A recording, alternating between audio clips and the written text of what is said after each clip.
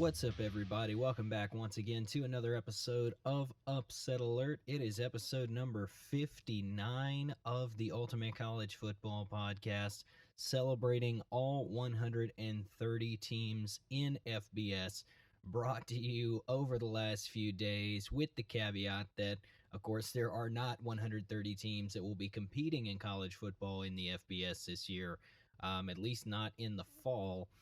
With some uncertainty as we look toward possible spring football for conferences like the Big Ten and Pac-12. We are here currently to continue marching our way toward the fall 2020 football season here and discuss each team that is playing in a little bit of detail, at least as much as possible. So, to this point on our podcast, for those of you just joining us for the first time, first and foremost, welcome. We are here daily for now as we count down toward the college football season. Once the season starts, we'll move to a twice a week format, kind of previewing every game for the week, making predictions, and recapping what happened the week prior. But as we've been going so far, we've been ranking every team in college football from worst to first, previewing every single one of the games on their 2020 regular season schedule. Now, of course, with all the scheduling changes, that format has changed a little bit as well. But what we've done is made it all the way from what was formerly known as 130, now at the bottom of our list, of course, at 76. We've made our way all the way through number 9 on our countdown to number 1. So yesterday's episode, we did discuss number 9, Texas A&M, who received 168 total points in our preseason aggregate poll. Of course, that being from 14 different outlets, including Bleacher Report, CBS Sports, NCAA.com, and many, many more.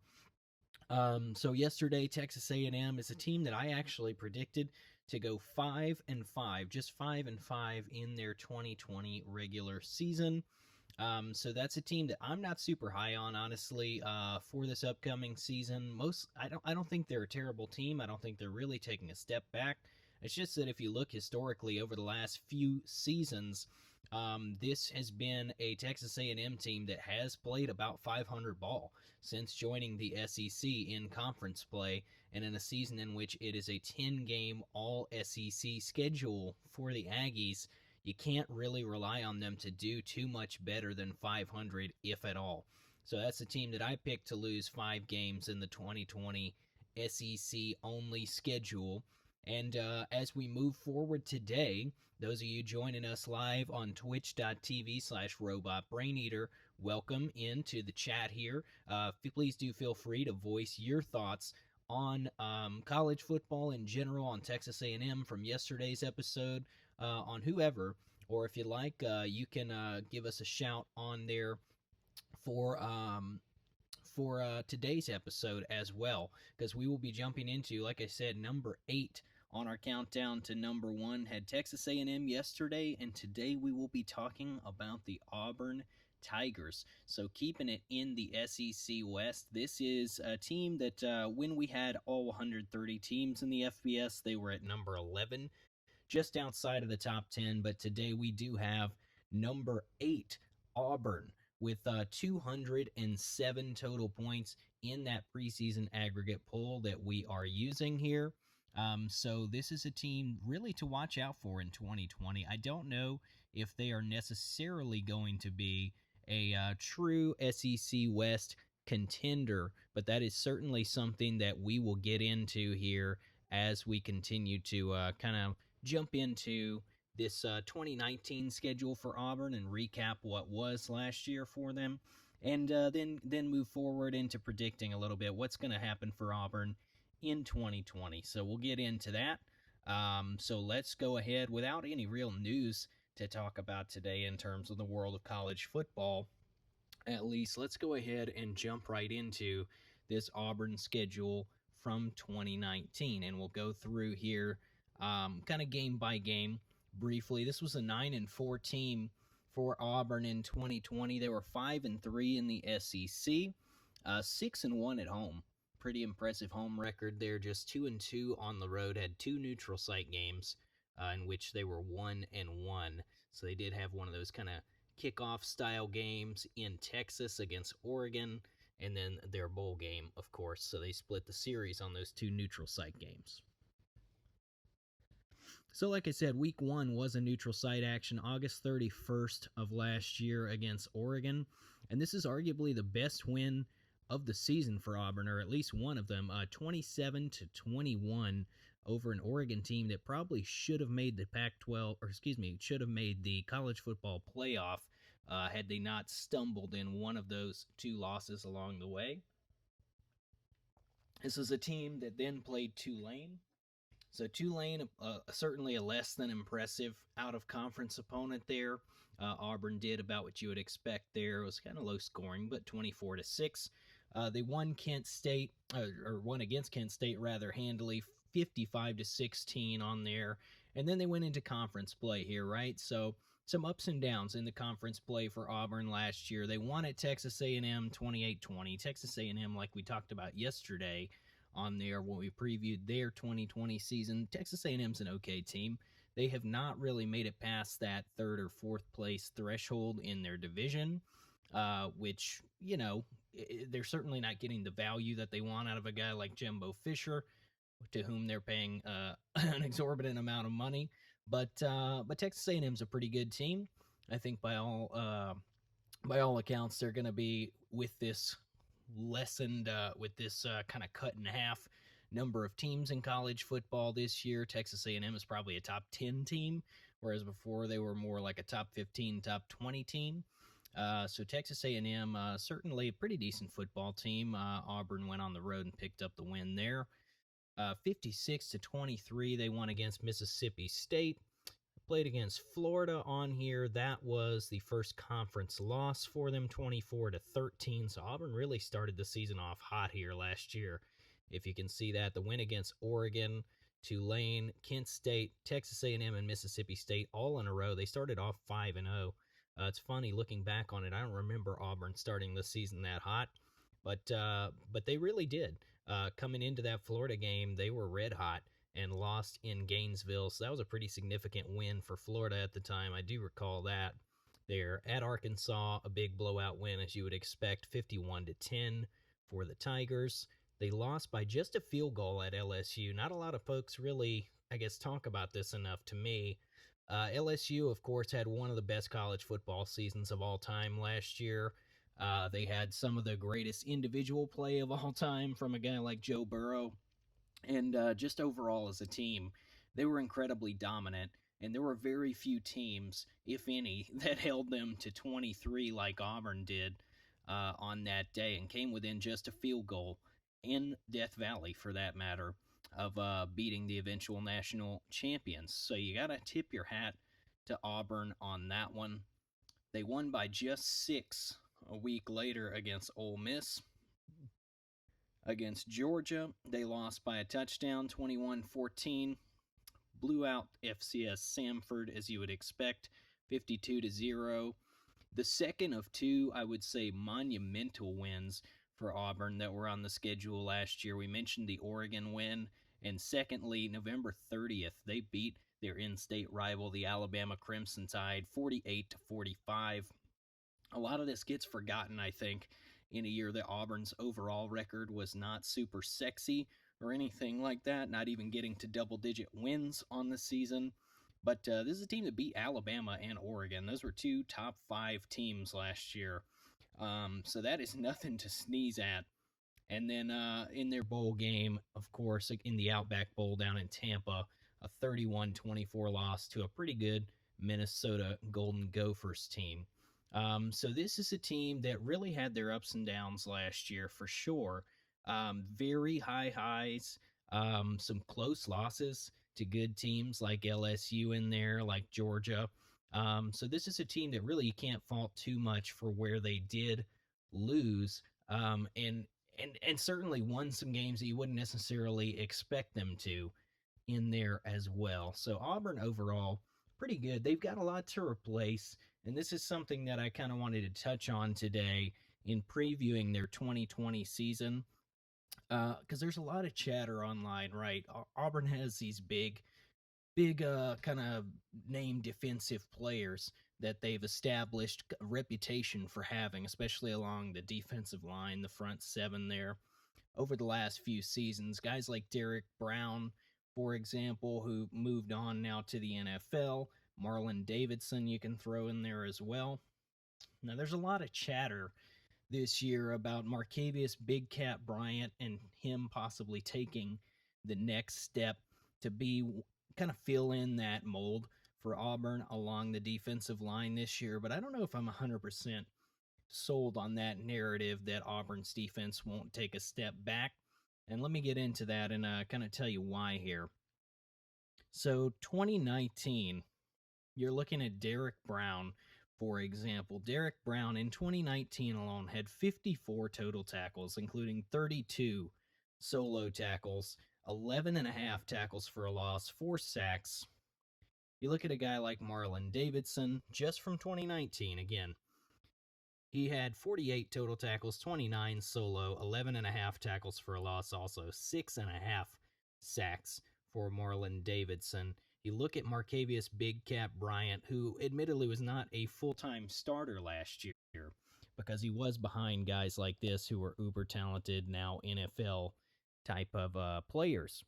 But you look at a guy like Big Cat Bryant, and by contrast, he had 16 total tackles in 2019. Played in 12 games last year. Not all their games, obviously, but 12 games last year for Big Cat Bryant. Just 16 total tackles. Obviously, like I said, not starting that whole time, but just by comparison, I'm not convinced that a guy who is going to be in his first year starting and has peaked out at 16 total tackles in his career at Auburn to this point is really going to be a capable replacement of two of the best defensive linemen in the SEC from last season. So I'm really thinking this Auburn defensive front probably takes a decent sized step in the wrong direction this year. They certainly have a returning quarterback who's competent in Bo Nix. Nothing really particularly special there, honestly, in my humble opinion. But Auburn is going to be Auburn, right? They're going to try to run the football. Bo Nix is probably going to run around a little bit when he's out there as well. They have some decent receivers once again. They're going to have a good defense, if not great. So even if they are taking a step in the wrong direction on defense, they're still going to be better than a lot of other defenses, even within the conference. So let's take a look at this 10-game all SEC schedule for Auburn this year and see what they've got coming up. And this is kind of a hot take alert, not really on my part so much, but some other media outlets that have come out recently. September 26th, Auburn kicks the season off versus Kentucky. So this game is going to be played in Jordan-Hare Stadium. Kentucky is a team that a lot of folks are somewhat, I don't want to say super high on, but a lot of folks are pretty high on Kentucky, right? This was a team that just missed the top 25 in our preseason aggregate poll when we had 130 teams in the FBS. They were at number 28 with the Big Ten teams, the Pac-12 teams, the Mountain West teams out of there. Kentucky is actually number 17 in the country on our preseason poll right now. So this is not a bad team. Certainly, this is, you could make an argument for Tennessee, but this is either the third or the fourth team out of the SEC East this year. It's a pretty good football team. They've got a really talented offense, I think, at Kentucky. They've got good fundamentals normally under Mark Stoops, where they're not a team that's going to tend to beat themselves with stupid penalties or anything like that. And that is something that helps you going on the road in the SEC. Of course, we don't really know what that's going to look like in terms of limited fan attendance and all that jazz.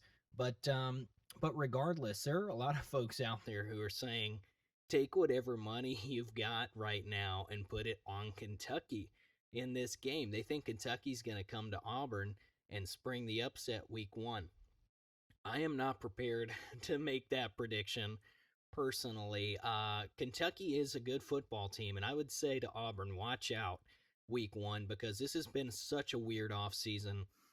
It's already kind of a vibe right in college football that week one, there's no preseason like in the NFL, so anything truly can happen. But this season, especially with the weirdness of the offseason, the lack of a true summer or spring camp, um, there was no spring scrimmages really for most of these teams at all, and certainly no spring games. But that leads you to believe that truly, more so than ever, anything can happen in week one. But I just am not prepared to pull the trigger on saying Kentucky's going to win that game week one. I'm giving a slight edge to Auburn, but this one could be real close. This could be the SEC game of the week in week one. They actually elected not to really put any of the big marquee conference matchups in that week one slot. So this could actually be that kind of SEC on CBS type game that they choose to highlight on September 26th. October 3rd at Georgia. No rest for the wicked. Auburn has one of the tougher schedules year in and year out in the SEC and really around the country because they've got to play all of the SEC West, the toughest division in college football, and they play Georgia out of the East every single season. So this is not an easy task, right? October 3rd, week 2, you start out against Kentucky, who's probably a pretty good team. It's not playing Alabama week one or anything like that, so you're not probably going to be physically beat up after from playing Kentucky, but depending on how that game goes, they may be a little bit emotionally drained headed into Athens to play the Bulldogs. The Dogs are the team to beat in the East once again. Georgia is very, very talented. They've beaten Auburn for the most part. They've had Auburn's number, I would say, over the last, we can even say a decade or so. I mean, you can count on one hand the number of times that Auburn has really been able to get the better of Georgia in recent years. You're looking at, an Auburn team that has struggled, particularly in Athens, to beat Georgia, even in years where Auburn had the better football team. Auburn does not have the better football team than Georgia this year. Like I said, I fully expect Auburn's defense to take a step back, while I expect Georgia's offense to take, if slight, maybe slight, but a step forward this year. And I definitely expect Georgia's defense to be top tier in the conference once again, one of the best in the country. Auburn's offense against Georgia's defense is a mismatch. Georgia's defense should be able to punish Auburn on the defensive on the line of scrimmage, and as well just this Georgia secondary versus the passing game of Bo Nix just seems like a mismatch to me. I think they create a few turnovers in that game and Georgia wins. October the 10th versus Arkansas. This is where you get a bit of a sigh of relief over the next few weeks for Auburn, so these I'll go through pretty quickly here. October 10th versus Arkansas. Let's call it like it is. Call a spade a spade. Arkansas is the worst team in the West until proven otherwise. Ole Miss and Mississippi State are not great, but Arkansas is just not a good football team. They've got Felipe Franks, of course, Florida transfer there. They've got some talent at running back. That's about all they've got. They've got holes all over the place. Auburn is a much more talented team who's going to run roughshod on the Hogs. That's a W for War Eagle. October the 17th at South Carolina. Normally, with a full stadium, Columbia, South Carolina is a pretty tough place to play. The Gamecocks will have either limited or no fans in attendance for this game, and they are a far less talented team. Now, of course, all of this comes with the caveat that South Carolina did beat Georgia last year. However, they also went 4-8. We all know that Georgia game last year for the Gamecocks was pretty fluky. Took a lot of things going in the wrong direction for South Carolina to win that game. So I certainly think Auburn will be a double-digit favorite in Columbia on that day. That's another win for Auburn. October 24th at Ole Miss, another pretty manageable game on here. I've said before on this podcast, I like Hugh Freeze. I like the kind of aspect of a bit of that rock star persona that he brings to the SEC. The SEC is missing some of that, particularly in the West. I like Ed Orgeron a lot, but he is still a pretty straightforward guy, even if a little louder than Nick Saban or someone like that. I like the attitude that Hugh Freeze is going to bring to the SEC West at Ole Miss, but it's going to take a couple years for them to get where they need to be to compete with a team like Auburn. Auburn is going to go into Oxford and pick up a pretty easy win there, I think. So just to review to this point, because this is kind of an up and down schedule, right? Some bad losses in here, some big wins probably for them to this point. So I have this team to this point just losing to Georgia. I think they win versus Kentucky. They lose at Georgia. They win against Arkansas, South Carolina, and Ole Miss. So this team's actually, by my count, going to be 4-1 coming into this matchup with LSU on Halloween. And it's for that reason that I think this is the swing game. This is the biggest swing game of Auburn's season.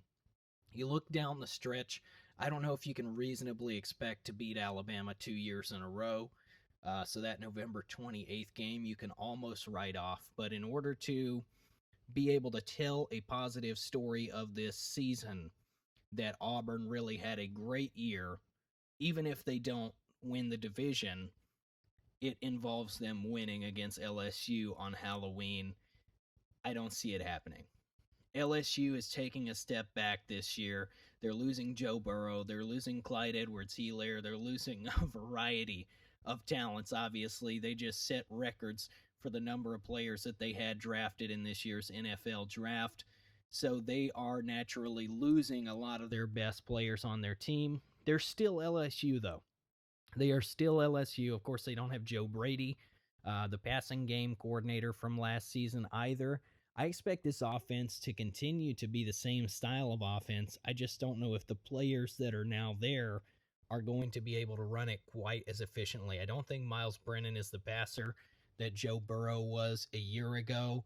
I do think they are one of the deepest teams in all of college football at receiver, and they've got a decent running game and a strong enough offensive line to keep them very efficient on offense, just not quite to that insane level that they were last year. And LSU's defense, we know historically, is going to be just fine.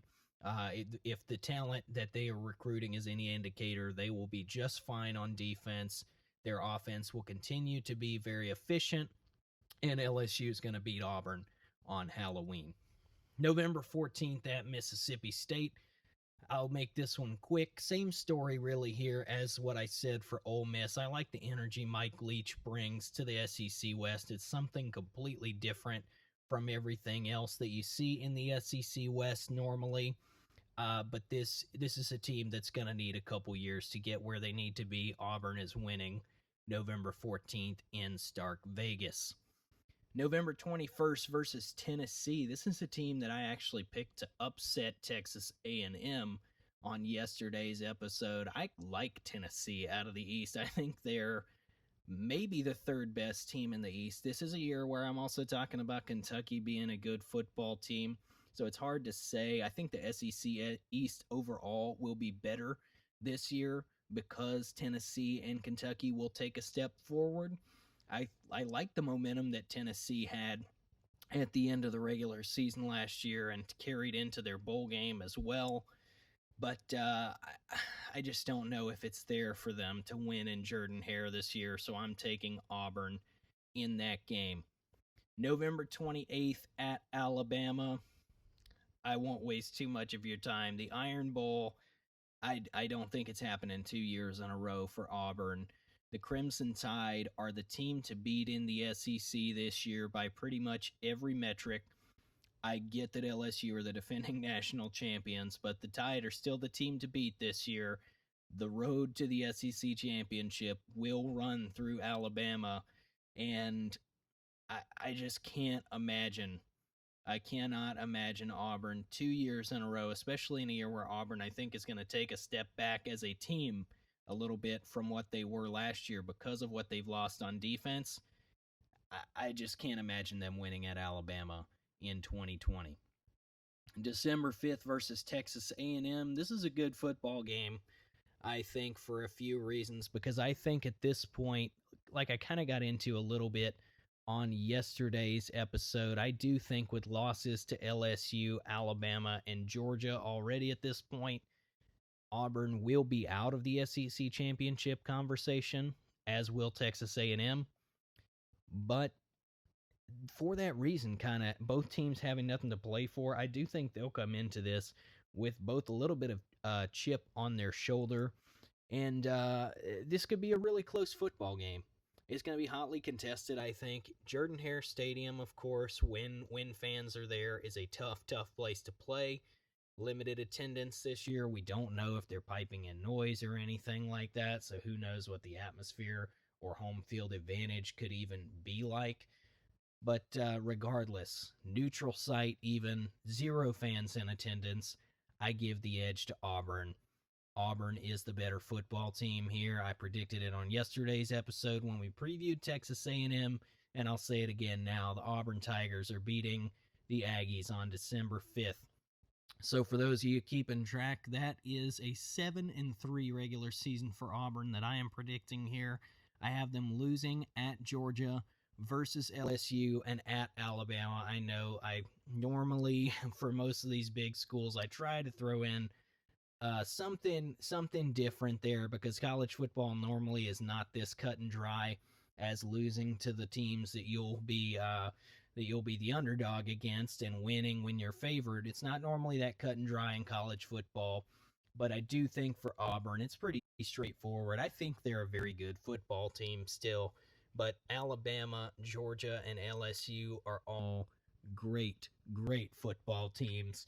They are all serious college football playoff contenders, and Auburn's just going to have their hands full trying to win against any or all of those. And so we'll go ahead and wrap things up for Upset Alert number episode 59. Of course, for those of you watching here live on twitch.tv/robotbraineater, thanks for tuning in. You can always drop us a line in the chat on here, and I'll read your comments live on the air as we are recording for podcast services around the world as well, Apple Podcasts, Spotify, etc. Please do find us and subscribe to us, follow us, rate us that 5-star review on your podcast service of choice. Helps us tremendously to get more eyeballs and more ears on the podcast. For those of you who want to join in the conversation on Twitter, hit us up at Upset Alert Pod on Twitter. I'll be more than happy to read your comments out on the show from Twitter, Facebook, whatever your social media of choice is as well. I want to give a quick shout out, as always, at the end of the show to Harris Highlights on YouTube for giving us this kind of video backdrop for the show here. Just some highlights from the 2019 season as we continue to prepare for the 2020 season, which is scheduled to kick off in just 12 days. September the 3rd, the first day of the 2020 fall football season that we still have games scheduled. Originally, of course, was supposed to be a little earlier than that, but it's been a very fluid situation this year in terms of all of that good stuff. So as we continue to march our way toward number 1, of course, we'll be right back here, same time, same place tomorrow to preview number 7 in the country. We've had back-to-back days here in the SEC West. We will make our way out of the SEC for tomorrow, though, of course, there are plenty more SEC teams to be discussed over the last 7 spots in the top 10. So thank you guys so much for listening in. Hope you have a wonderful rest of your day. And until tomorrow, we will see you later.